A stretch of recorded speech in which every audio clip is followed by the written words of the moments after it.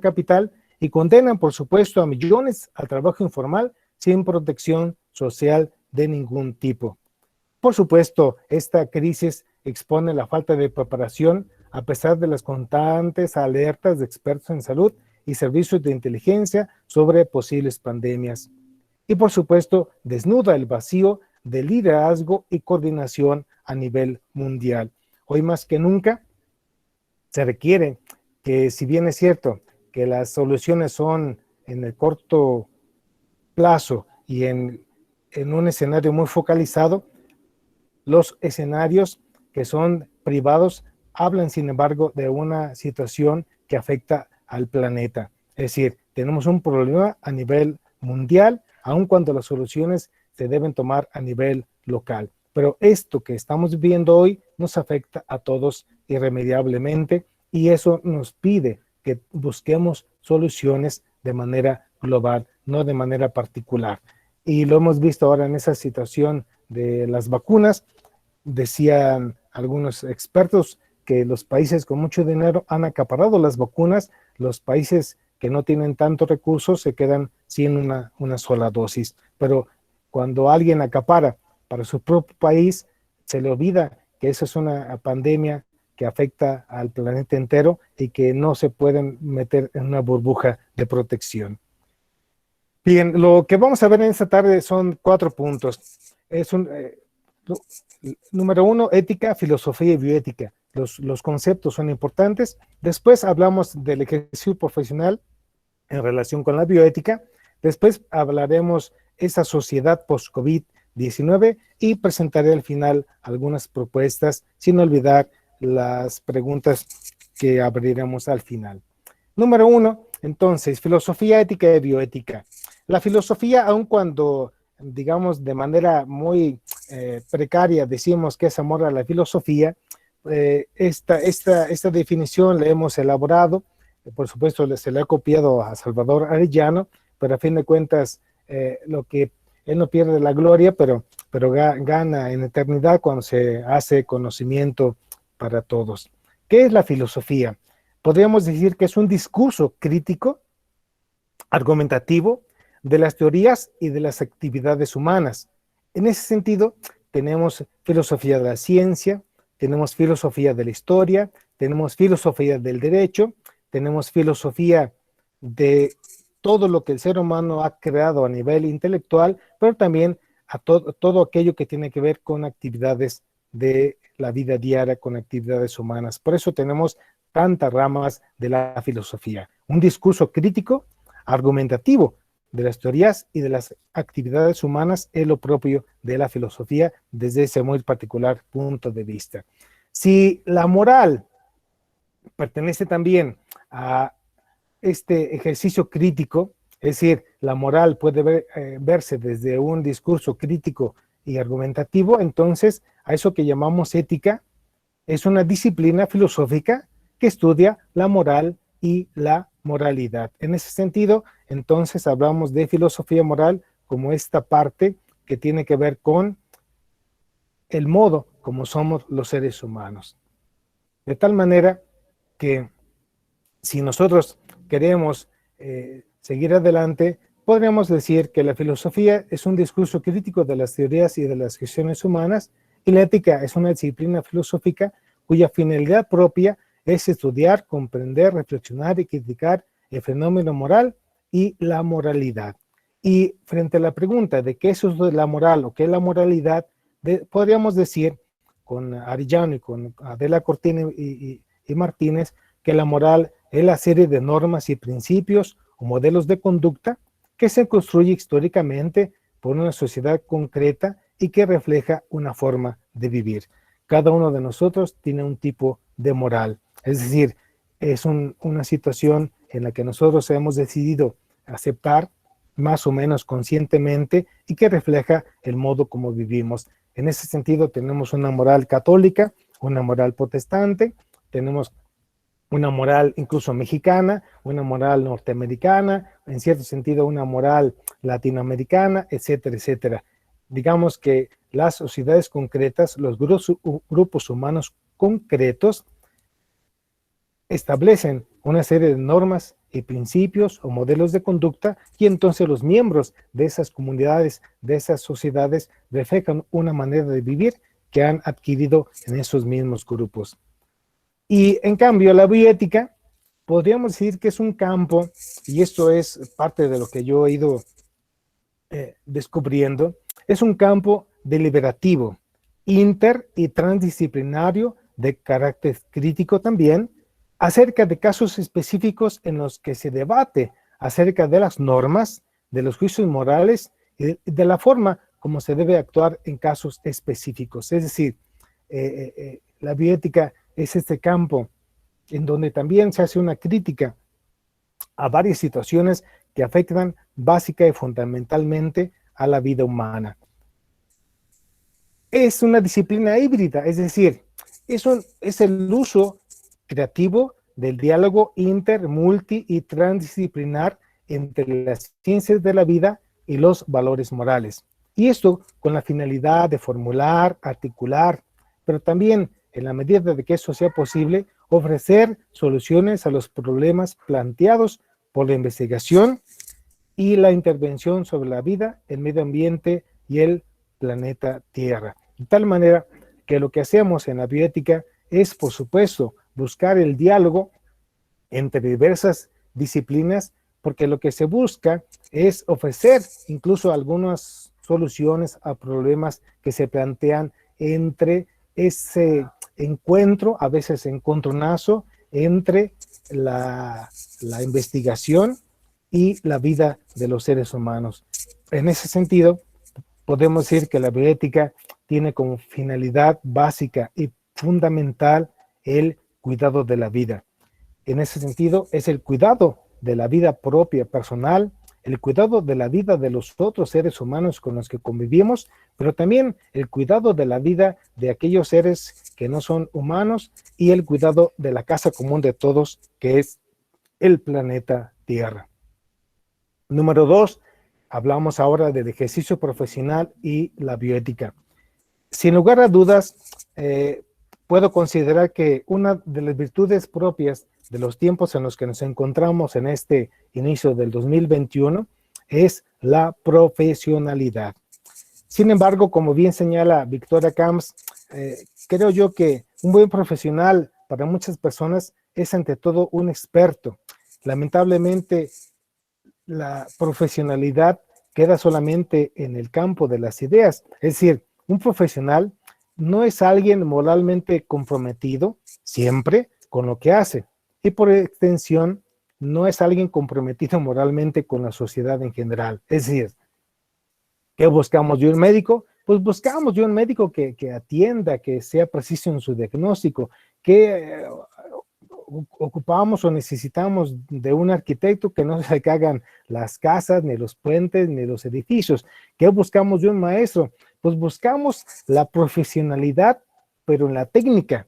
No exigimos que haya una profesionalidad en cuanto a la moral, es decir, al modo de ser. Incluso decimos, queremos de un torero, que aunque no estamos de acuerdo muy bien con esto de las corridas de toros, pero decía alguien, bueno, ¿qué queremos de un torero? O llevando esto al campo del fútbol, por ejemplo, que es un poquito más suave el diálogo. ¿Qué queremos de un futbolista? Pues que sepa pararle el balón, que sepa hacer fintas, que sepa en todo caso meter un gol o defender y que no le metan. ¿Qué queremos de Julio César Chávez en su tiempo? ¿Qué queremos ahora del Canelo Álvarez? Pues que tenga la técnica para saber defenderse y golpear y contragolpear.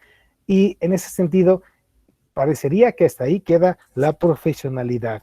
No nos importa, podría decir alguien, lo que hace en su vida privada. Y esto es algo con lo que quienes venimos del siglo pasado hemos convivido y es algo a lo que nos hemos enfrentado. La profesionalidad parece ser que queda en que alguien es experto en su ámbito propio, pero que no tiene una repercusión en la vida de todos los días. Y es que cuando se ha mercantilizado la profesión, eso ha impedido que se vea un poquito más allá del interés material privado, y cuando la profesionalidad se reduce solamente a lo técnico, entonces estos dos son los grandes escollos para que las profesiones adquieran una dimensión moral. Es decir, la profesionalidad se queda solamente en la técnica y en el interés material privado. Es decir, cuando eres profesional, pues cuando te enriqueces y cuando cumples con lo fundamental en cuestiones de técnica.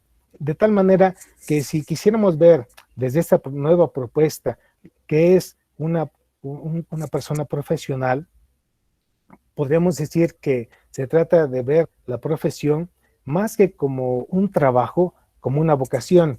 Quienes son más cercanos, diríamos, a las cuestiones católicas, saben que una vocación fundamentalmente se presenta de esta manera. Son tres de las grandes vocaciones en el mundo católico. Una vocación a la vida de soltería, una vocación a la vida matrimonial y una vocación a la vida consagrada. Y por supuesto que por encima de las tres, la que toma la preeminencia, que la primera en orden jerárquico es la vocación a la vida consagrada, ¿no? Y en ese sentido, lo que hace un ingeniero, un arquitecto, lo que hace un maestro, lo que hace un investigador en ciencia, lo que hace un médico, lo que hace un enfermero, lo que hace un camillero, esa profesión tendría que verse como una vocación. Y para que se pueda ver como una vocación, tendría que estar impregnada de una ética de la responsabilidad y una ética de la convicción. Grueva decía en algún momento que estas palabras literales: es por el contrario infinitamente conmovedora la actitud de un hombre maduro, o mujer madura, de pocos o muchos años, que eso no importa, que siente realmente y con toda su alma esta responsabilidad por las consecuencias y actúa conforme a una ética de la responsabilidad. Algún sacerdote que está ahora allá cerca de Guandacareo, donde es el maestro Pedro, allá en Chucándiro, que se conoce como el Padre Pistolas, él decía: en el templo soy sacerdote y fuera del templo soy uno como ustedes. Eso es precisamente una visión reduccionista de una profesión o de una vocación. Si somos maestros 24 horas al día, somos ingenieros 24 horas al día y así por el estilo. Es decir, se trata de aprender a vivir moralmente con aquella profesión que nosotros desempeñamos día con día. En ese sentido, hoy las profesiones más bien son como carreras más o menos bien o mal ejecutadas.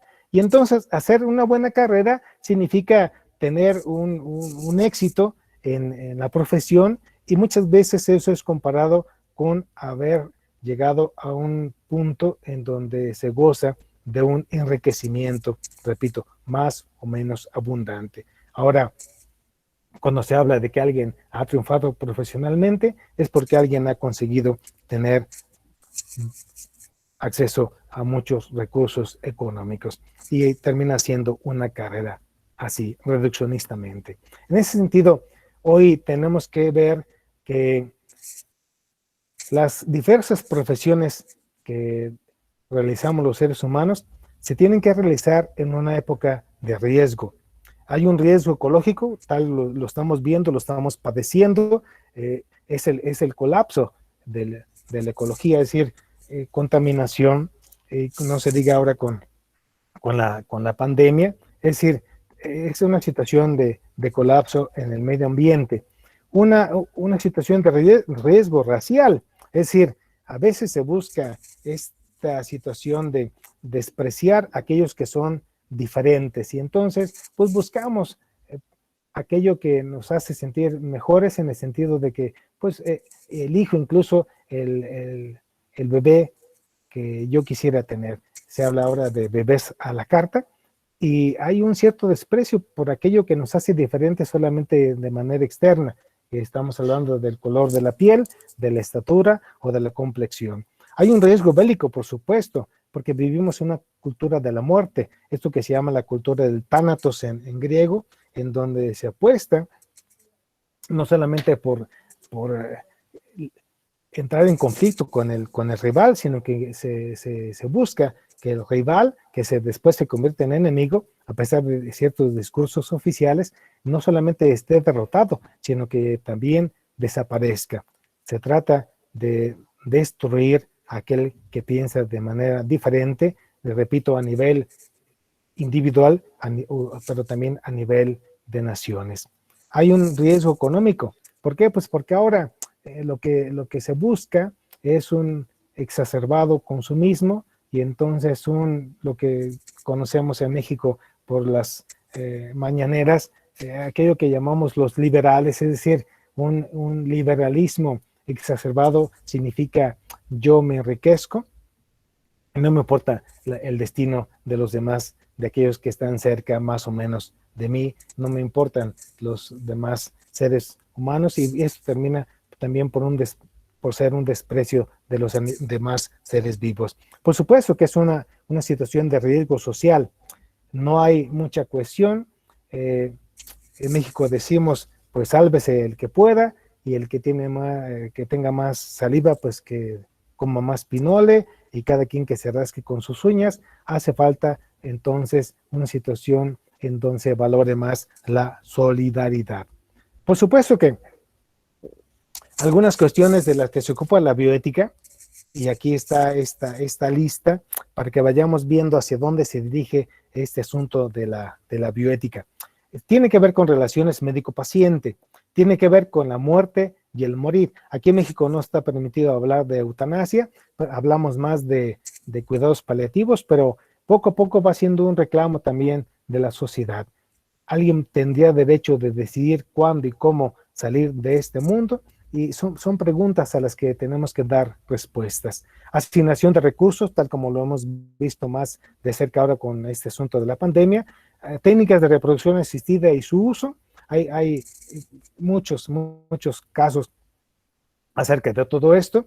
Un amigo muy querido, estuvimos juntos en la secundaria 3 años y después en la preparatoria. Él le tocó asistir a este caso en donde 2 mujeres compartieron esta situación.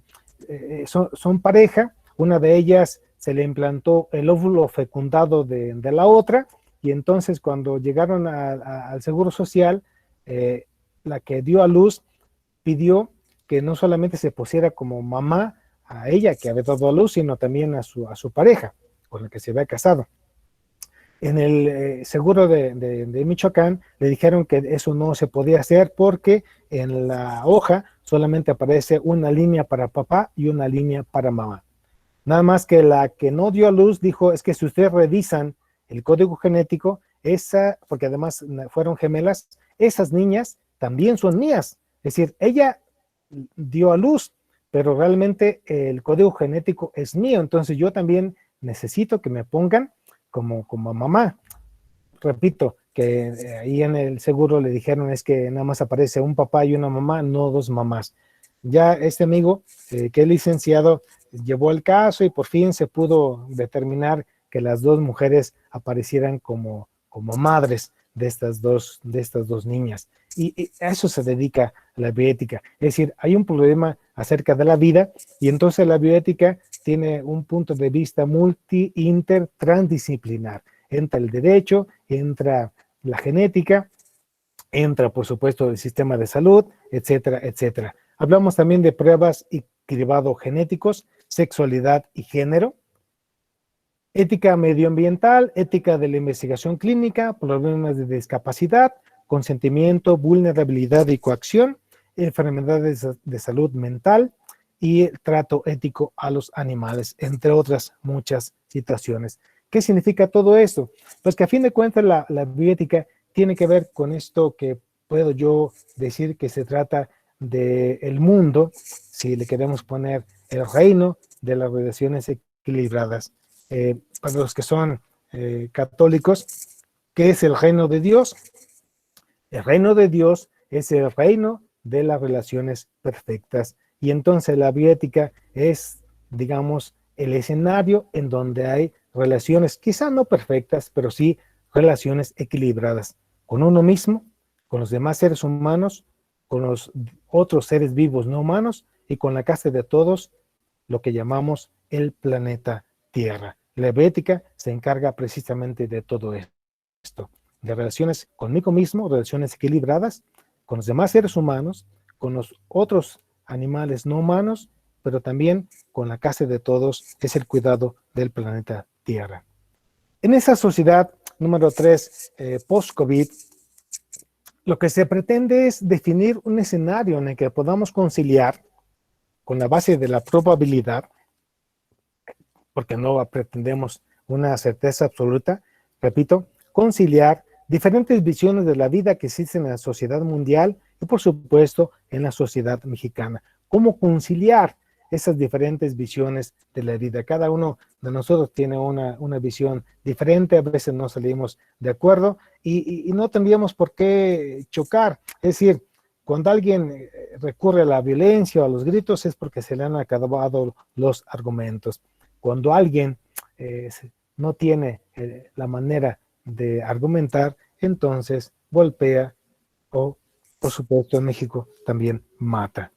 Entonces, en este mundo post-COVID, creo yo que tenemos que construirlo desde el punto de vista ético o bioético, o simplemente este mundo puede incluso desaparecer. ¿Por qué? Porque la ética, entre otras cosas, sirve para estas situaciones. Número uno, crear riqueza. ¿En qué sentido? Que es más barato ser éticos que no ser éticos. Hemos escuchado muchas situaciones en donde no solamente candidatos a puestos políticos, sino incluso profesores o incluso, bueno, médicos, en fin, que no han querido ser personas éticas, no se han querido preocupar tampoco por la vida de los seres humanos y los no humanos y del planeta, sino que han buscado enriquecerse, pero eso a la larga se les revierte y se convierte en situaciones no solamente de pobreza, sino de sufrimiento para ellos mismos y para sus seres queridos. La ética, por supuesto, que también nos ayuda a forjar un carácter. Cuando alguien pregunta, oye, dime cómo soy, pues necesito ver qué es lo que haces tú constante y frecuentemente. Lo que hacemos constante y frecuentemente, eso es lo que nos define.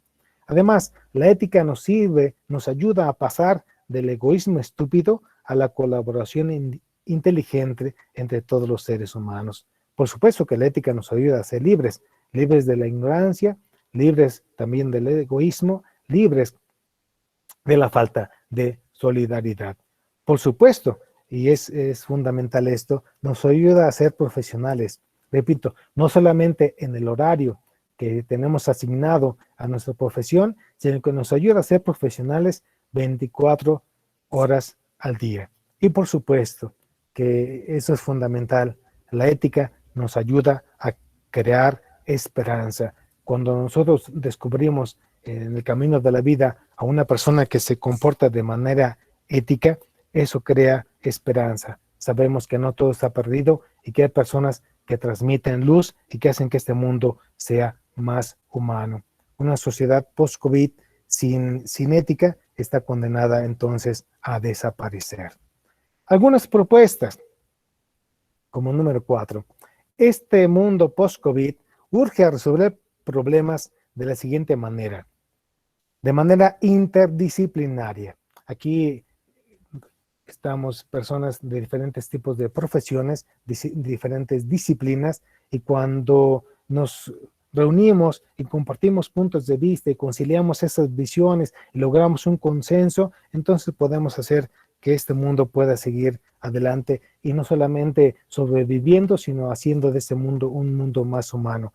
De manera laica significa que, aunque son muy respetables, tenemos diferentes maneras de concebir el mundo espiritual, en donde podemos llegar a poner un punto de acuerdo es precisamente en respetar las diferentes maneras de concebir la existencia, diferentes maneras de concebir incluso el dolor, el sufrimiento, diferentes maneras de concebir eso que llamamos el mundo espiritual. Hay quienes viven una espiritualidad sin Dios, hay quienes viven un compromiso ético con sus semejantes y con los animales no humanos, sin hacer referencia quizá a ninguna creencia metafísica ni religiosa, pero ahí, repito, ahí podemos ponernos de acuerdo, sin poner en primer lugar a ninguna creencia, pero respetando las diferentes visiones sobre esos aspectos importantes de lo que llamamos incluso la trascendencia.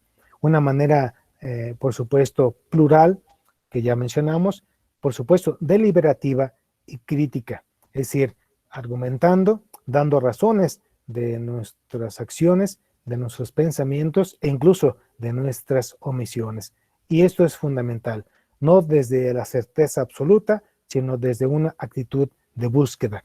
No lo que dice alguien, en este caso, lo que estoy diciendo, por supuesto que no lo presento como una panacea, ni por supuesto con certeza absoluta, sino siempre en una actitud de búsqueda. De tal manera que si ya vemos lo que no nos ha funcionado, lo que ha causado sufrimiento, creo que una buena situación es buscar que no se repitan esas situaciones que nos han hecho daño a nosotros mismos, que han causado daño a los seres humanos que conviven con nosotros más o menos cercanamente, pero también lo que ha hecho daño a los demás animales no humanos y por supuesto lo que ha hecho daño a este planeta que es la casa de todos nosotros. En este mundo entonces post-COVID hay que formarnos con espíritu ético, por supuesto actualizarnos con responsabilidad ética, transmitir nuestro conocimiento con reciprocidad ética, desde una ética de reconocimiento moral, es decir, una persona que vive con honestidad, con transparencia, a veces no recibe lo que tendría derecho a recibir, y en México hemos, digamos, hecho un refrán que ahorita les explico por qué digo que son esos refranes diabólicos. Decimos que el que no tranza, no avanza. Diabólico en el sentido de que eso divide, en cambio simbólico es lo que une. Entonces, un dicho como este divide. El que no tranza no avanza, eso nos divide porque entonces parecería que los que son inteligentes son los que terminan haciendo chapuza, los que son tranzas, los que no son honestos, los que buscan su ventaja, y los que son honestos decimos que son tontos. Y si hacemos todo esto, repito, vamos a fomentar una situación de esperanza. Aquí les dejo mis referencias y por supuesto que una propuesta muy sencilla desde la bioética es primum non nocere, que significa lo primero es no hacer daño.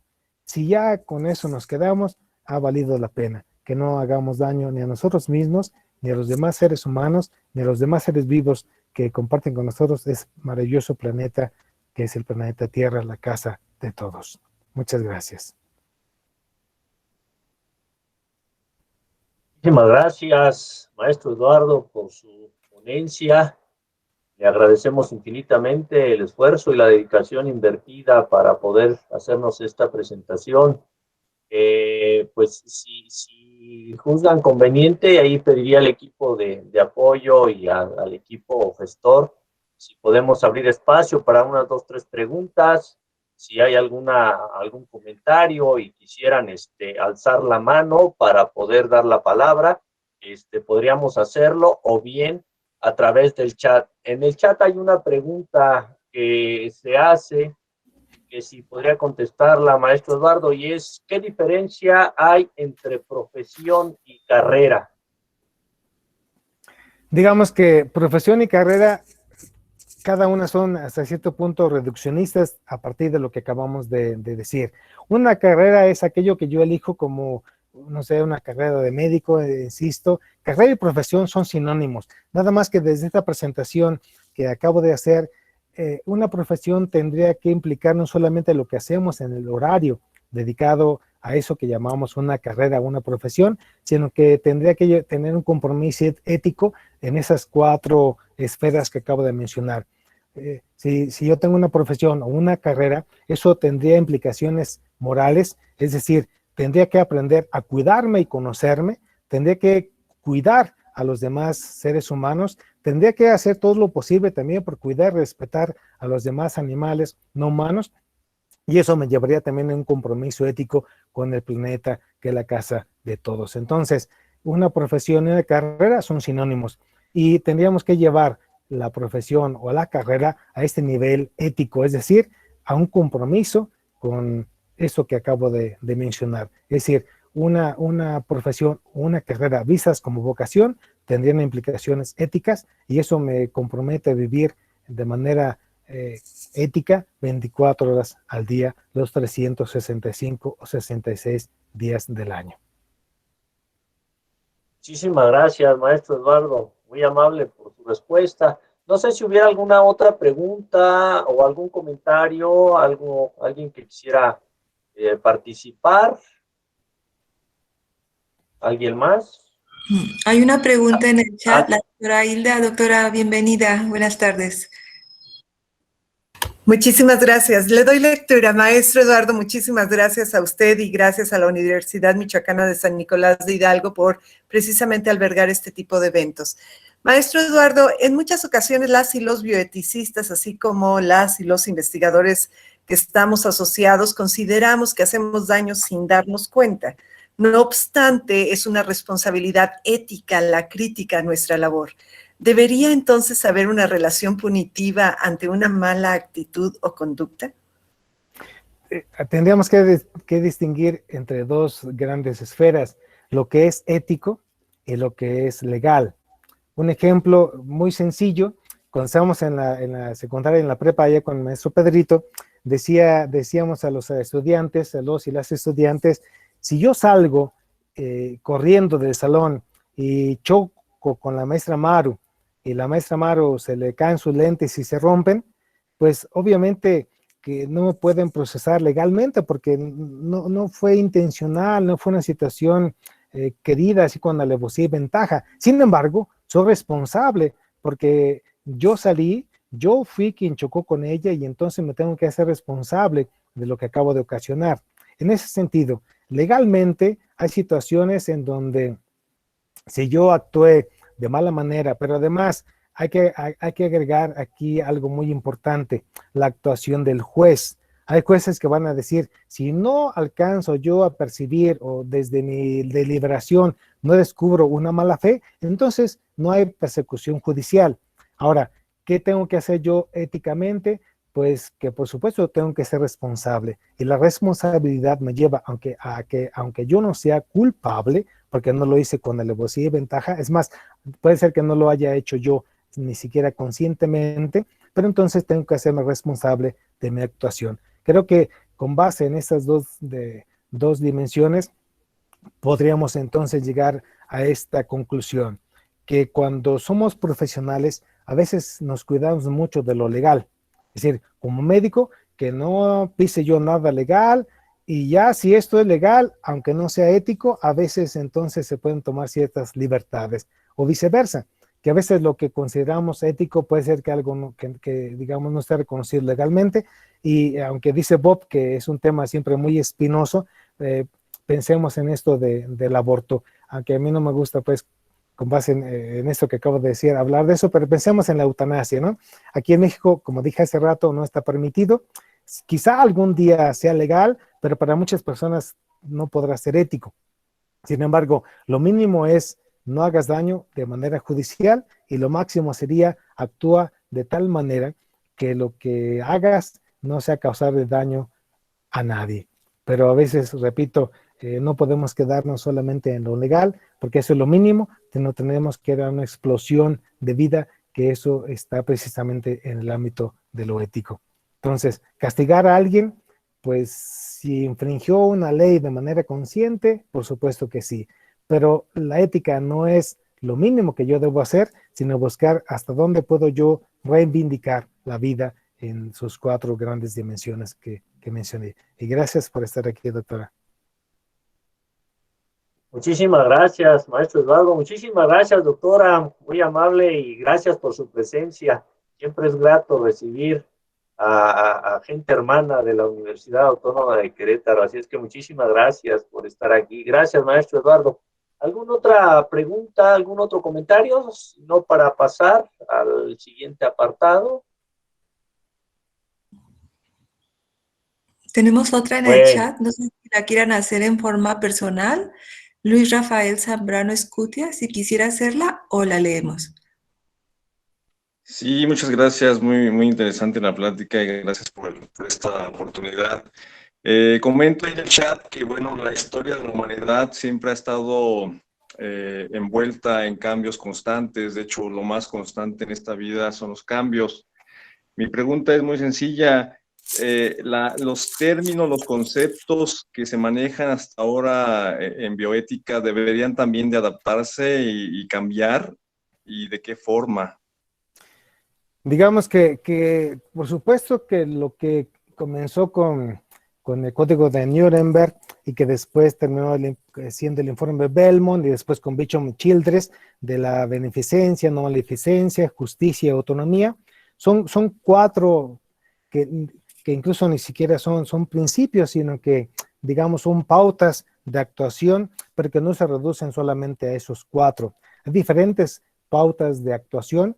Una sería, por ejemplo, lo que se llama principio de precaución, pero también lo que yo mencioné hace unos momentos, eso que, repito, no es principio, pero es una pauta de responsabilidad, una pauta de solidaridad, una manera en cómo nos podemos conducir, tendría que ver con todo esto. Entonces, en lugar de quizá cambiar los conceptos bioéticos, más bien se trata de ampliar.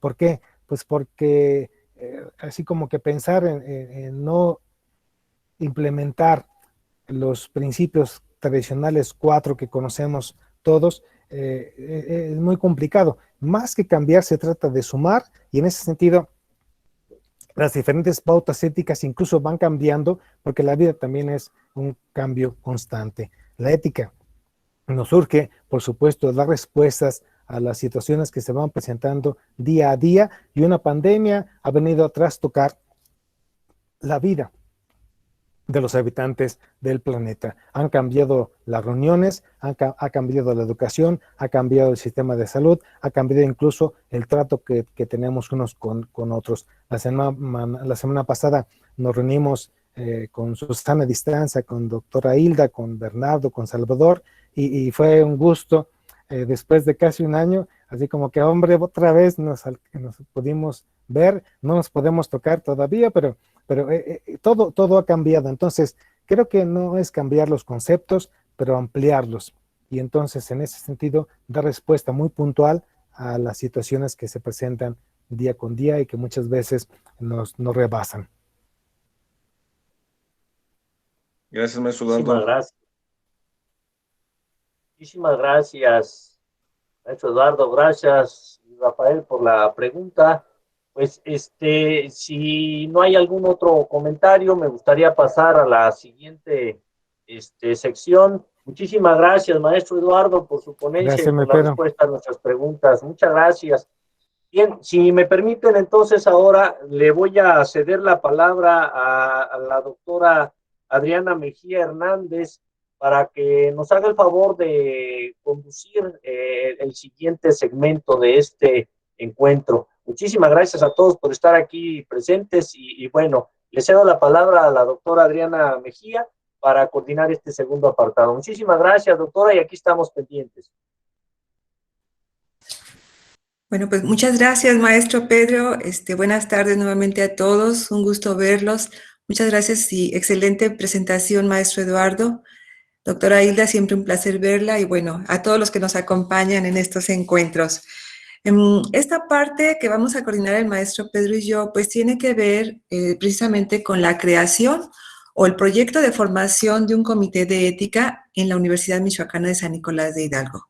Un proyecto que, bueno, haciendo recuento, llevaba ya varios años y que hemos estado tratando de continuar con las acciones. Una de ellas es precisamente los encuentros de bioética desde la universidad, por lo cual nuevamente damos las gracias a la maestra Alma Rosa Ayala Virelas, quien ha hecho posible que esto se esté concretando. Muchísimas gracias. Me permitiré entonces presentar a los miembros de este grupo que inicialmente era pequeño y que se ha ido ampliando y que la idea es que crezcamos, ¿verdad? Que sigamos creciendo cada día más y que se pueda concretar este proyecto. En primer lugar, presentaría a la doctora Ana Cristina Ramírez Barreto, que es nuestra líder del proyecto, que creo que en este momento no puede estar con nosotros. Está con nosotros la maestra Beatriz Salas García Betty, no sé si puedas poner tu cámara, por favor. Betty. Bueno, Betty está proyectando, entonces creo que no puede. Está también. No lo puedo proyectar. Pero Muchas gracias, tú me Betty. ves. Sale, gracias. La doctora Ana Cristina por parte de la Facultad de Filosofía y la maestra Betty por parte de la Facultad de Medicina Veterinaria y Zootecnia.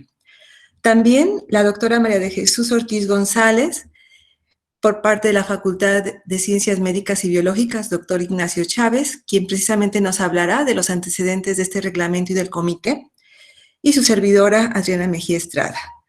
Posteriormente se integran dos elementos de gran valor, que es precisamente el doctor Pedro Caballero Díaz, de la Facultad de Psicología, y el doctor Luis Fernando Anita Hernández, de la Facultad de Derecho.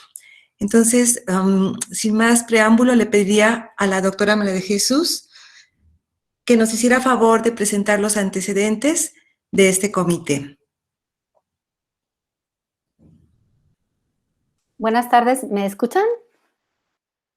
Sí, se escucha bien. Sí, doctora, Bueno, adelante. pues, muchas gracias a Adriana, colegas, todos del equipo y quienes nos hacen favor de acompañarnos. Betty, ¿tú me vas a apoyar avanzando las diapositivas? Ok. Bueno, como avanzó ya Adriana, la doctora Adriana Mejía, voy a tratar de ser muy sintética a partir de esta presentación, dándoles a ustedes a conocer la manera general y los antecedentes de cómo la idea de contar y la necesidad además con un comité de ética institucional nació en el año 2011, así que estamos por cumplir una década de trabajos ininterrumpidos en un sentido en cuanto a la gestión y la insistencia ante las instancias de nuestra universidad para que esto se concrete y entre en funcionamiento. Avanzamos, por favor, Betty. ¿Por qué? ¿Qué es un comité de ética institucional? Es un cuerpo colegiado, interdisciplinario, de carácter consultivo, dictaminador, docente y de difusión de la cultura bioética. Así fue como lo concebimos desde su inicio. La intención es que este comité, una vez que exista en la práctica y entre en funciones, pues bueno, se dedique a analizar, asesorar y dar seguimiento. Aclaro aquí, haciendo énfasis a la participación del ponente que nos hizo favor de participar en la dimensión ética de las actividades que se llevan a cabo en el ámbito de nuestra universidad, desde el punto de vista de la docencia, de la investigación, de la innovación y de la comunicación de la ciencia. Esto atendiendo al respeto a los derechos de los humanos que participan en los proyectos de investigación, cuidando enfáticamente el bienestar de los animales y así como del medio ambiente. Esta es la estructura general que tiene el documento, en el que no me detendré porque no bastarían 2 horas. Aquí sigue, por favor. ¿Por qué contar con un cuerpo colegiado de esta naturaleza? Bueno, hay marcos regulatorios estatales, nacionales e internacionales a los cuales se tienen que ceñir todas las actividades que acabamos de mencionar, de docencia, de investigación, de innovación y de comunicación de la ciencia. En este momento, particularmente, la opción que en el pasado existía de no atender puntualmente las reglamentaciones ya no existe. En este momento es obligatorio. ¿Le avanzas, por favor, Betty, para ver los demás rubros? Entonces, estamos ante un momento ya de exigencia en el que además, para que las publicaciones científicas sean aceptadas en las revistas indexadas, y ya sabemos todos los criterios que estas exigen, pues bueno, se tienen que atender a los dictámenes de los comités de bioética. En el punto 3, quiero detenerme un poquito. Una universidad que se respete a sí misma está obviando, las universidades que se respetan a sí mismas y están obviando tener un comité de ética institucional como la nuestra, están incurriendo en, no solamente en desfasamientos, sino además en la rendición de cuentas a la sociedad. En la rendición de cuentas desde el punto de vista moral y ético hacia sí mismos, hacia sus congéneres, los estudiantes, la comunidad universitaria, pero sobre todo ante la sociedad, que a mí me preocupa muchísimo, porque recordemos que la universidad pública como a la que pertenecemos puede funcionar gracias a los fondos que obtiene de la sociedad, a la cual no le estamos rindiendo en algún sentido cuentas. ¿Le avanzamos? Y bueno, hay un organigrama aquí en la parte más alta, en donde si avanzamos vemos que la propuesta es que ese comité de ética penda y dependa directamente de la Secretaría General y tenga anexos muy directos con departamentos o con áreas como la coordinación de la investigación científica, la coordinación de vinculación y extensión universitaria y la de responsabilidad social universitaria. Avanzamos, por favor. ¿Me la puedes regresar un poquito, Betty? Porque ahí había un texto en el que había algo importante que comentar, la anterior. La anterior. Allí. Bueno, hay ciertas actividades y programas dentro de del trabajo de la Universidad Michoacana, como los que aparecen aquí, entre los cuales podría haber una cohesión y una coordinación importante de las actividades que ya se llevan a cabo en estos programas y su inevitable e ineludible nexo con este comité de ética al que me estoy refiriendo y sobre cuya propuesta hemos venido trabajando ya una década casi. Ahora sí, por favor, hacia la diapositiva de la integración. ¿Cómo estaría integrado? Es importante en todos los comités que tienen que ver con los lineamientos éticos, ya sea en la investigación o en cualquier otra actividad, que haya autonomía. Entonces, la observancia de la autonomía obliga a que se considere que, bueno, por supuesto que debe haber gente de la universidad que esté integrándole, pero también debe haber al menos un miembro externo no ligado a la universidad para conservar no solo la autonomía, bueno, es un elemento de observancia de autonomía y también de objetividad. También estamos mencionando aquí a un responsable de los servicios de estabulario y bioterios de la universidad y exceptuando a este último miembro, el comité se estaría renovando por mitades cada 4 años y por mitades para asegurar que haya conocimiento por bueno, que no haya un deslinde y lo que ocurre con los sexenios en la política, ¿no? Que de pronto se va un grupo, el que llega no sabe nada, sino que la renovación sea organizada, programada para que quien se queda actualice y capacite o muestre lo que se ha hecho a los que regresan, a los que llegan, perdón, pero que se vayan en la intención de mantener fresco, actualizado y evitar en todo momento el conflicto de intereses. ¿La avanzamos, Betty?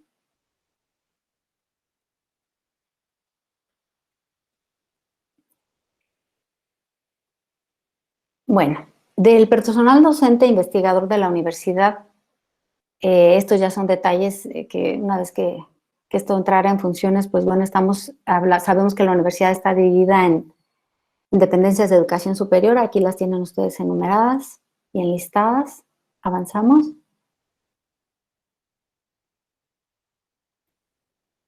Y también es importante, dado que la universidad cuenta con el nivel bachillerato, con el nivel educativo de bachillerato, el nivel superior, pues que también uno de estos integrantes estuviera allí, incluido en los trabajos del propio comité. ¿Avanzamos? En los últimos renglones se hace mucho énfasis en que las personas que estuviesen formando parte o integrando al comité necesariamente deben estar capacitadas en cuestiones de bioética. La razón es obvia.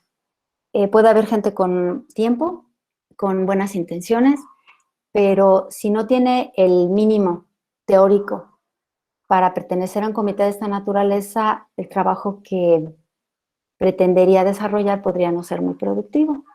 ¿Avanzamos? Avanzamos.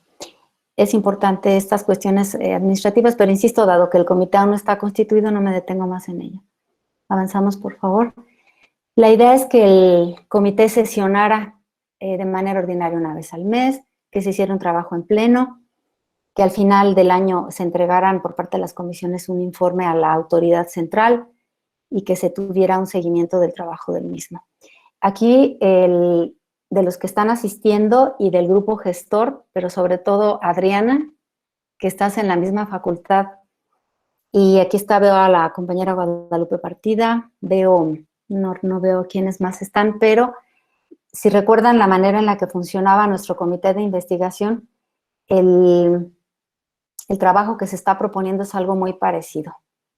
Que se tenga un registro de los proyectos que se van a desarrollar en el ámbito de toda la Universidad Michoacana, que se revisen los lineamientos, que se haga una revisión por expertos, que se sesione después para emitir los dictámenes y que solo hasta entonces los proyectos sean iniciados. ¿Avanzamos?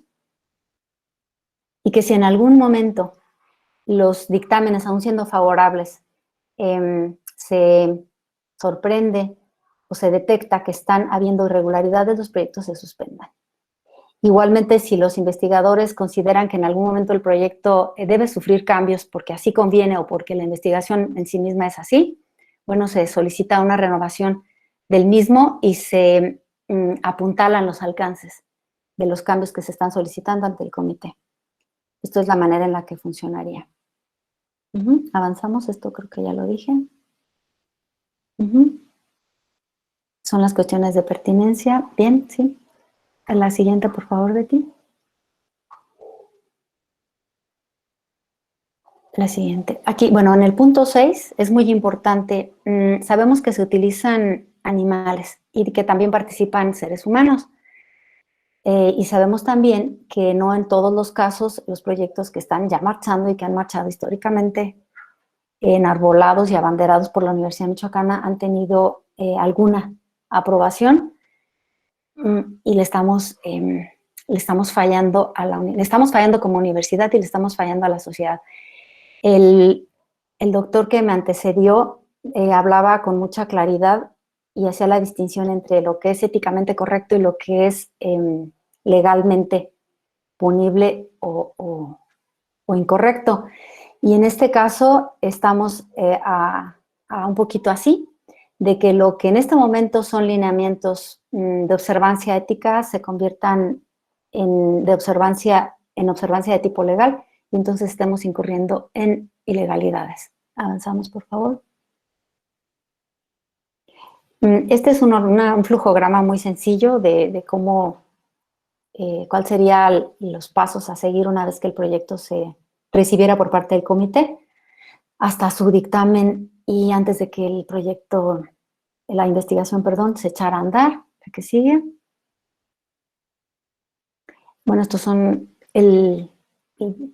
una lista larga de personas, instancias que en este tiempo nos han acompañado a pesar de que aún no tenemos ni aceptado completamente, ni instituido, y mucho menos en funcionamiento, pero bueno, queremos aprovechar para hacer un agradecimiento muy sincero, muy enfático a estas universidades y a estas personas que aparecen enlistadas en esta diapositiva. La doctora Hilda, que está por aquí, que nos ha visitado en más de una ocasión.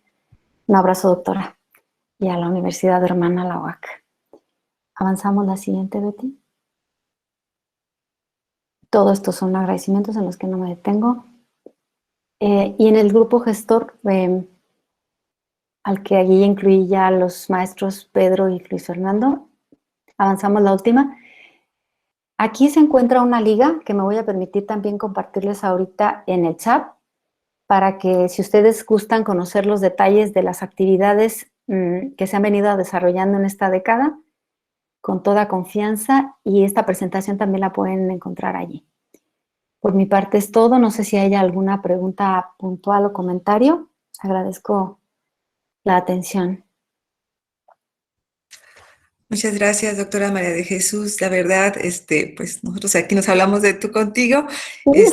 Acordarnos de que ya llevamos 10 años en esto, creo que, híjole, la verdad que tenemos aguante.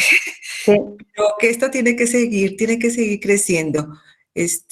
La idea de esta segunda parte es también, en primer lugar, del maestro Pedro, y es compartir con todos los universitarios y las personas que han seguido estos encuentros de bioética, pues que sí estamos trabajando, pero que queremos más apoyo, más apoyo. Nos hace falta que se integren, nos hace falta que desde sus universidades, desde sus facultades, desde su pequeña trinchera o gran trinchera, puedan aportar para que esto realmente se concrete.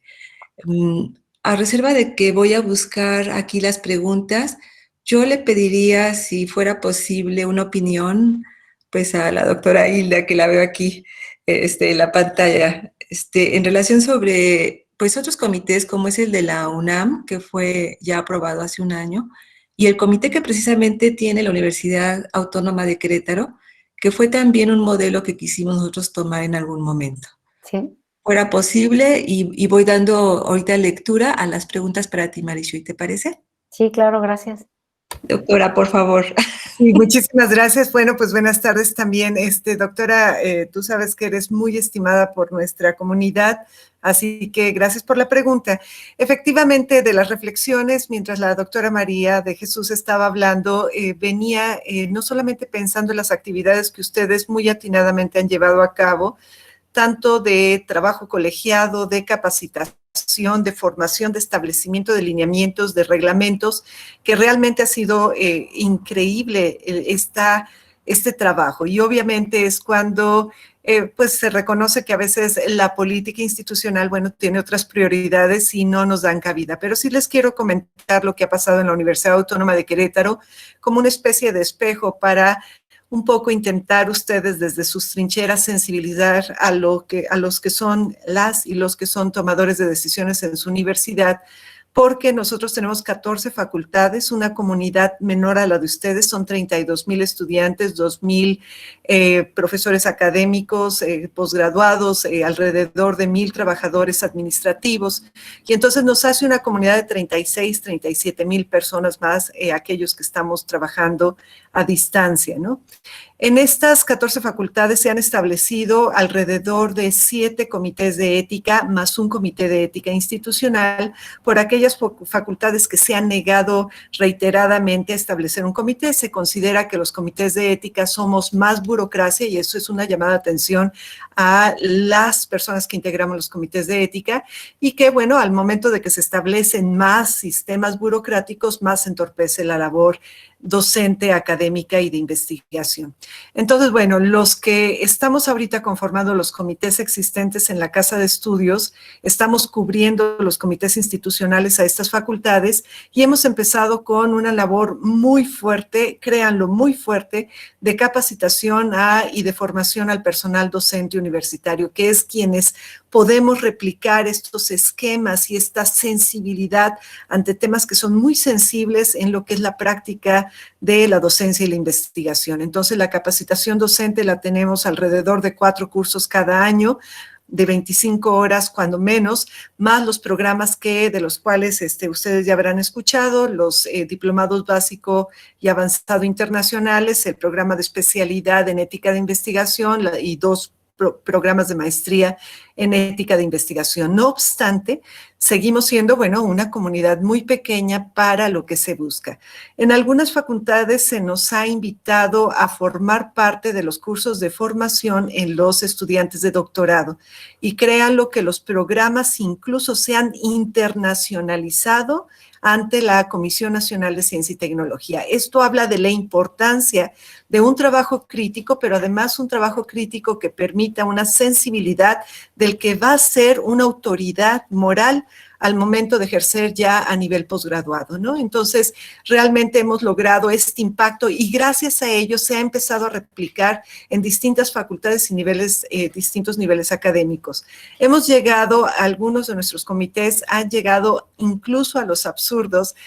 ¿Y por qué absurdos? Que son un comité de 21 personas trabajando y reciben alrededor de 60 o 70 protocolos de investigación cada mes para su dictaminación. Entonces, lo absurdo no es que lleguen estos protocolos, esto habla de una actividad importantísima académica, sino más bien esto habla de la necesidad de gente preparada que pueda coadyuvar y colaborar en estos protocolos. Otra de las cosas que posiblemente no es el momento para ustedes, nosotros no lo hemos logrado, estamos trabajando en ello, es el reconocimiento del tiempo académico que se invierte en esta lectura crítica y dictaminación, pero además el acompañamiento del investigador. Hemos aprendido a lo largo de estos años que el decir no está bien o deberías de, eso no ayuda al investigador o investigadora, sino más bien es el acompañamiento que se dice, se sugiere hacer estos cambios de esta manera que le puede permitir tal cosa.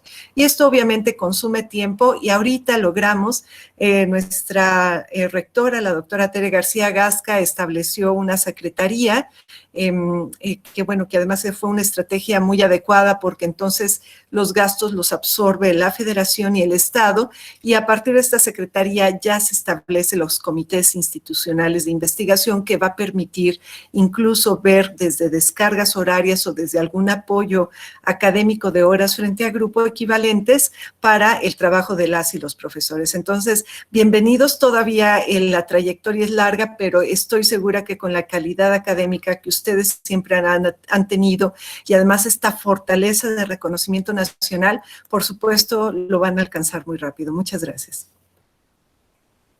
Muchas gracias, doctora. La verdad, pues tus palabras nos animan y nos motivan a seguir en esto. Para la doctora María de Jesús, aquí hay felicitaciones por compartir esta información. La maestra Blanca Edith Pintor Sánchez, no sé si quiere hacer su comentario directamente. Felicidades también. Y por parte de Caterina Carranza Sámano, quien es directora de la preparatoria Lázaro Cárdenas, muchas gracias por el comentario. Quisiera hacerlo personalmente. Katia. Sí, claro que sí. Buenas tardes a todos. La verdad es que estoy muy, muy complacida con esta información que nos comparten, interesada completamente en participar en todo lo que podamos sumar. Y más nosotros a nivel preparatoria, que muchas veces se nos dice que pues no hay espacio para la investigación, pero no fomentamos, no creamos esos canales para que nuestros profesores realmente puedan realizar trabajos de investigación adecuados y acordes a los lineamientos. Yo estoy en la mejor disposición, lo que podamos aportar, en lo que podamos participar, cuenten conmigo, tanto como autoridad como docente, para sumar. Y la verdad que qué padre que nos pongamos las pilas en esta situación que a veces les digo, el bachillerato está un poquito renuente o no renuente, poco interesado a veces en participar o con pocas opciones. Pero me pongo a la orden y felicidades. Muchas gracias. Yo le pediría entonces ahorita a los miembros de este grupo gestor que nos dieran una participación breve, empezando por ti, doctora María de Jesús, ¿cuál sería uno de los retos o los problemas a los cuales tenemos que enfocarnos? El que hemos vivido, Adriana, nos queda claro que esto que estamos proponiendo desde hace ya 10 años es necesaria. Que las actividades, sobre todo de investigación, pero no solo las de investigación, no pueden seguir andando cada una por su lado y como bien comenta la doctora Hilda, aunque hay facultades de nuestra universidad que tienen comités que al interior funcionan más o menos bien o mal, también sabemos que la gran mayoría no cuenta con una. Por un lado nos hemos encontrado con el poco interés. A mí me complace escuchar la participación de Katia, no solamente a nivel del bachillerato, sino también a nivel de la licenciatura y en los posgrados, en ese andar cada quien por su lado. es un río revuelto en el que hay muchas ganancias y hay muchos pescadores. Entonces, un primer momento que no termina de transcurrir es ese, el que los propios investigadores no están convencidos de que quieren alinearse. Es que hay que alinearse, insisto, porque si nos respetamos como universidad tenemos que tener lineamientos, acatarlos y además una sociedad a quien rendirle las cuentas. La otra gran dificultad que hemos visto en esta década han sido la insensibilidad por parte de la autoridad. Lamento que a pesar de que el día de hoy recibieron una invitación, no nos está acompañando ninguno. Y si sí está alguien en representación de alguna de las autoridades que fueron convocadas a esta, me disculpo y quisiera saber si están por allí. Es lamentable, es triste. Vamos a seguir insistiendo, pero esas son las dos grandes dificultades que encuentro que no son menores. Por supuesto, por definición. Gracias, Adriana. Gracias a ti, Marichu. Y le pediría a Betty entonces que nos hiciera un comentario, por favor. Maestra Betty Salas.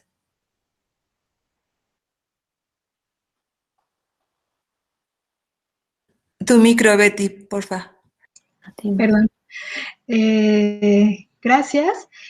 Considero también que tenemos muchos pendientes, que tenemos una responsabilidad social bien importante y que al ser una universidad pública nos debemos a la sociedad en la que estamos inmersos y pues adelante. El trabajo no lo vamos a dejar hasta que este comité sea aceptado y que podamos establecerlo de forma eficiente. Y como les decía en una ocasión anterior, evitando que haya conflicto de intereses y evitar que haya simulación. Ya esperamos tanto tiempo, miren, un año más no nos interesa si lo invertimos, pero que sea real, porque sí es todos los que hemos estado participando hemos estado picando piedra durante mucho tiempo y lo hacemos por una convicción y con un deseo de que esté bien. Yo soy médico veterinario y sé que estoy muy consciente de que tenemos que usar a los animales para la investigación y la docencia, pero hay que hacerlo bien, hay que hacerlo de forma responsable, hay que hacerlo de forma ética. Tenemos que asumir esta responsabilidad para formar profesionales éticos y conscientes de que los animales son seres sintientes. Todavía me invitaron a dar una plática para Panamá y es increíble que me pidieron que hablara de sintiencia. Dices, no inventes, o sea, ¿cómo es posible que todavía estemos argumentando esa parte cuando sabemos que todos somos cordados y que como los animales que usamos en la experimentación o los que convivimos sabemos que tienen una integración y un proceso cognitivo importante? Híjole, yo ya daba eso superado, pero me doy cuenta que no. Es muy lamentable y pues ya estamos preparando las otras pláticas para empezar a meter estas temáticas de sintiencia y que fisiológicamente estamos conformados de la misma forma, ¿no? Y pues bueno, en fin, pues yo agradezco mucho el que tengamos estos encuentros desde la universidad. Creo que han sido sumamente acertados y que con esto hemos logrado que la comunidad se entere de lo que estamos trabajando y de cuánto tiempo llevamos y que finalmente yo creo que ya estamos empezando a cosechar un poquito esas semillas que plantamos hace ya 10 años de forma oficial. Pero bueno, muchas gracias y pues esperamos que nos sigan acompañando. Buenas tardes. Muchas gracias, Betty. La verdad, esta parte de los animales, lo de bienestar animal, que en un momento pensábamos que fuera CEIDBA, ¿verdad? ¿Te acuerdas que pensábamos que quedara incluido desde el nombre? Porque es muy importante, ¿no? Para todos los proyectos de investigación. Y así como ahorita tú nos hablas de esta parte relacionada con los animales y la investigación, hay otras carreras que también nos hace falta que se integren, nos hace mucha falta que estén con nosotros. En este tenor le pediría, por favor, al doctor Fernando Anita si quisiera tomar la palabra. Y muchas gracias, Betty.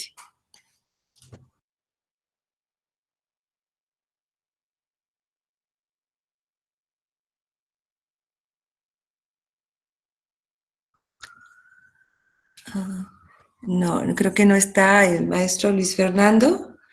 Si no, entonces, bueno, precisamente con el maestro Pedro Caballero Díaz, pues nos pusimos de acuerdo para llevar esta presentación en esta fase final y comentábamos que, bueno, que qué es lo que nos está faltando precisamente con las autoridades. No sé, maestro Pedro, yo lo sentí muy animoso hace un ratito que platicábamos. ¿Qué nos pudiera compartir a todo el auditorio? Bien, muchas gracias, doctora Adriana. Le agradezco mucho sus palabras y doctora Hilda, muchísimas gracias por la presencia. Gracias por la presencia de todos y de todas. Creo que se ha venido realizando un trabajo con entusiasmo. Se ha picado piedra, pero creo que se va esculpiendo la escultura y como el arte, pues es de tiempo, no es de un día para otro. Viene el proceso creativo y creo que una forma creativa es esto que estamos realizando. A mí me entusiasma mucho que a estas alturas llevemos ya 6 encuentros con una audiencia interesada por el tema. Entonces, yo quisiera rescatar mucho esto que estamos realizando como también parte de un proceso evolutivo, de un trabajo de tanto tiempo. Quisiera que nos diéramos cuenta que de alguna forma este grupo gestor que inició, pues ha sembrado una semilla y empieza, creo que, a germinar.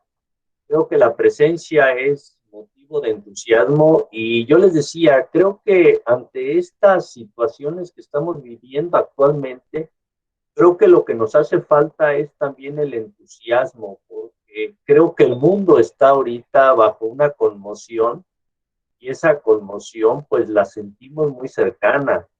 Yo hace poco en una reunión veía cómo de alguna manera nuestro círculo cada vez se ha ido estrechando entre las gentes afectadas del COVID y no somos ajenos a eso. Entonces, como que ante tanta pesadumbre, como que nos hace falta una luz, como que nos hace falta tomar algo de cuál asirnos, de cuál agarrarnos. Y creo que la bioética es un tema de la cual tenemos o del cual tenemos que agarrarnos, porque no nos queda de otra. Discúlpenme la expresión si me veo tan determinista, pero no nos queda de otra. Tenemos que aprender a una sana convivencia o reaprender una sana convivencia en todos nuestros seres y quehaceres. Así es que, pues, como pequeño integrante o como el integrante menor que se ha incorporado al equipo, pues quisiera inyectar un poco de entusiasmo y yo creo que hay posibilidades. Creo que hay posibilidades y aprovecho para reconocer, por ejemplo, el trabajo de la doctora Alma Rosa Ayala Virelas, que en la coordinación nos abrió la puerta y muestra de ello es esto. Entonces, creo que la institución está presente. Creo que en este sentido tenemos puertas abiertas y a mí me parece muy significativo esto que estamos realizando. Así es que, pues, muchísimas gracias. Creo que el mejor gesto es la presencia y bueno, creo que hay mucho por hacer y mucho por trabajar. Ojalá y nos afiancemos y vayamos paso a paso, aunque el camino sea largo, pero de alguna manera estoy cierto que ya se están dando más pasos. Así es que muchísimas gracias, doctora Adriana, muchísimas gracias a todo el equipo gestor y a toda esta iniciativa que estamos tomando. Gracias a las instituciones hermanas que nos han acompañado, sí, porque también sin su experiencia, sin su vivencia, pues también no estaríamos también donde estamos. Entonces, muchísimas gracias, gracias a todos, gracias a todas por estar aquí. Sería todo mi participación, maestra, doctora Adriana. Muchas gracias, maestro Pedro. Hay felicitaciones, el doctor Alfredo Villarreal Amaro. Muchas gracias, doctor, por estar aquí con nosotros. Sabemos de su experiencia en comités, ¿verdad? En comités de investigación y en administración. Muchas gracias por pues él nos brinda precisamente apoyo. También nos pregunta Ivonne Herrerías Diego si en la Facultad de Biología, si hay alguien de la Facultad de Biología integrado en el comité. No, realmente no está integrado el comité como tal, es el grupo gestor para el comité de ética de la universidad Y bueno, yo creo que si hubiera interés podríamos estar pensando en breve ampliar este grupo. Sí, maestra Betty, adelante. Exacto. De hecho, lo que nosotros pretendemos es como que nada más arrancarlo y empezar así a socializar con los que estén interesados y después que siga, que fluya el comité. Y pues yo creo que con veterinaria somos de los que más estamos en vinculación con animales y sí sería importantísimo que estuviera participando alguien de biología. Bueno, es que uno pensaría que hay muchas carreras que no son importantes, pero por ejemplo materiales, se generan materiales que se usan para prótesis, por ejemplo, mecánica, no sé, pues también actúa, o sea, es que hay un montón y no nada más estamos hablando del uso de animales, con el simple hecho de que hagamos una encuesta tenemos que ver cuál es el manejo de los datos de las personas involucradas. Entonces, también ahí entra, ¿no? Todo lo de manejo de datos, manejo de animales, de personas, información general, entra en todo lo que es la bioética, el bienestar animal, la ética. Seamos ambiciosos, busquemos que sea un comité ejemplo, o sea, ya nos tardamos, no importa si nos tardamos un poquito más, de verdad que a mí eso cada vez me da más gusto, pero ya nos tardamos, pues vámonos por la grande, ¿no? Y vámonos por algo que esté bien hecho y que seamos así como referente. Sí lo podemos hacer, de verdad que yo creo que tenemos gente sumamente capaz y que todavía tenemos mucho entusiasmo. Y pues bueno, muchas gracias. Gracias, Betty. Está la doctora Carmen Montoya y después la doctora María de Jesús, también con comentarios. Adelante, doctora. Gracias por estar con nosotros, doctora Carmen. Gracias, Adriana. Para mí es un placer y todos los días aprendemos algo nuevo. Yo quiero también hacer referencia que en la Facultad de Enfermería de la universidad tenemos una materia para todos los estudiantes del quinto semestre que es ética. Y también el comité que nosotros, éramos una comisión, que nosotros éramos comisión de investigación y ética y bioética. Ahora se separó ya en dos vertientes, investigación y ahora tenemos ya el comité instalado formalmente sobre ética en investigación. Es una pauta también que se ha venido manejando desde hace muchos años y me da mucho gusto volver a encontrarme con Adriana porque estuvimos juntas en Semisam, así como también me da gusto encontrar a la doctora Lupita Partida y a otros compañeros. Felicito a todos ustedes y yo quiero compartir esta inquietud. Inclúyanos a nosotros y podemos trabajar, ¿sí? Somos parte del área de la salud, podemos conformar un equipo multidisciplinario y hay que avanzar, como dicen. Si ya nos hemos tardado tantos años, pues bueno, vamos a dar un paso más. Es así, iniciando con el principio, como vulgarmente se dice, cómo se puede llegar a una meta. Estamos a sus órdenes en la facultad. Está la maestra Emma Flores, Emma Mendoza Flores, está la doctora Magdalena Lozano Zúñigas, está la maestra Rosalina Sauza Escutia, está un grupo de doctoras y de compañeros que estamos trabajando en favor de la investigación y la ética y la bioética. Muchas gracias y felicitaciones y enhorabuena a todos. Gracias, doctora Carmen. De verdad, un gusto siempre escucharte y verte y recordar todos estos tiempos que hemos estado también trabajando y reconocer a la Facultad de Enfermería que siempre ha estado con el pie, ¿verdad? Con el pie adelante, en pie de lucha para lograr estar haciendo las cosas bien. Sigue la doctora María de Jesús, nada más me permitiré leer rápidamente que hay más personas interesadas. No tenemos todavía un requisito. La doctora Blanca está preguntando, no hay un requisito. Ivonne, qué bueno que quieres participar. Vamos a tener que comentarlo en el grupo, cómo podremos hacer que se integren otras personas, ¿verdad? Otros de los integrantes para que el maestro Pedro ya no sea el nuevo, que ya haya otras personas nuevas. Y me gustaría darle la palabra a la doctora María de Jesús y quizás después si no hay ninguna otra participación, pedirle el cierre al maestro Pedro. Gracias de nuevo, Adriana, y a quienes todavía se mantienen en la charla. Pensando y escuchando al mismo tiempo sus opiniones, efectivamente, Betty, la visión que tuvimos al inicio ha ido cambiando, porque si recuerdan, era algo muy novedoso para la época, bueno, que nos tiraron de locas.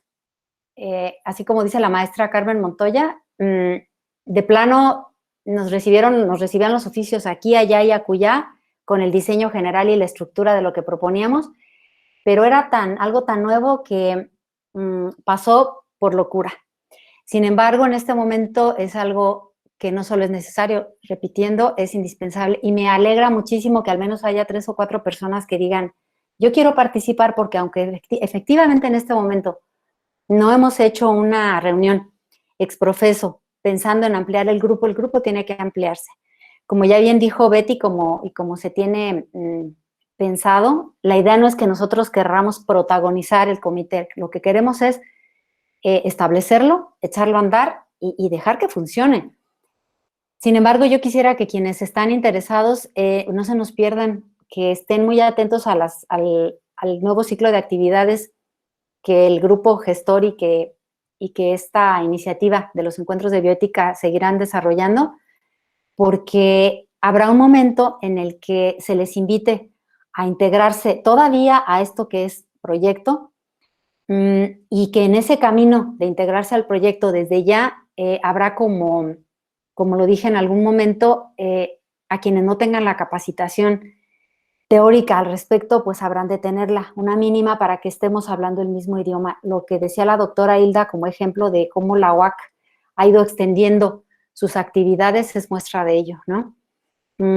Una cosa es que uno quiera que un comité se establezca y otra muy distinta es que funcione con gente que sabe lo que está haciendo al interior del mismo y que además tenga eco en otras instancias, en la propia universidad y más allá de la misma, más allá de sus fronteras. Entonces, por favor, no se pierdan, porque ese entusiasmo que ahora percibo, vaya que no ha sido constante. De pronto tenemos, así como dicen, bajones que duran mucho. Ahorita estamos en un buen momento, entonces aprovechemos que estamos en ese buen momento, no se nos pierdan, para después contactarles y hacerles una invitación formal que incluirá, como siempre, muchísimo trabajo, y de momento no tenemos, pero para nada, una estrategia de descarga de horas, de nada. Todo este trabajo ha sido honorario. Como también ya lo dijo Betty, nada más, porque nos queda claro que esto es necesario, ya es indispensable, va a empezar a ser ilegal no tenerlo, es por eso, y porque somos mujeres. Bueno, que también hay hombres en el grupo gestor, pero las mujeres parecemos tener como un gen particular de persistencia y de perseverancia. Bueno, muchas gracias. Gracias a todos. Gracias, muchas gracias, Marichuy. Sí, Betty nos está poniendo en el chat precisamente la liga en la cual están las actividades y en donde se puede mandar un correo. Vamos en breve a poner quizás una área donde ustedes puedan hacer su solicitud o su interés de participar en este grupo. No la puedo poner ahorita porque no lo hemos consensado y pues sería una decisión arbitraria. Entonces, vamos a consensarlo. Yo les agradezco mucho a todos los que han estado aquí con nosotros. La verdad, sus opiniones, su experiencia son invaluables. El apoyo que nos están ofertando también. Y si no hay otro comentario, yo le pediría al maestro Pedro que diera por cerrada esta actividad, agradeciendo como siempre a la maestra Alma Rosa Ayala Virelas este espacio que nos proporciona. Muy bien, doctora Adriana, muchísimas gracias a todos, a todas por su presencia. Les agradecemos infinitamente este gesto de estar al pendiente de lo que estamos haciendo en este comité gestor. Ya les hicimos la invitación para en un mes poder estar nuevamente aquí, de tal manera que nos gustaría mucho recibirlos. Agradezco mucho la presencia de todos, agradezco mucho a la doctora Alma Rosa, todo el apoyo que nos ha brindado junto con su equipo. Agradezco la presencia de todos, que tengan una excelente noche, cuídense por favor y sigamos cuidando de los demás. Que Que tengan una excelente noche y muchísimas gracias a todos y a todas por estar aquí. Nos vemos en un mes, nos vemos en la siguiente sesión, en el 7º.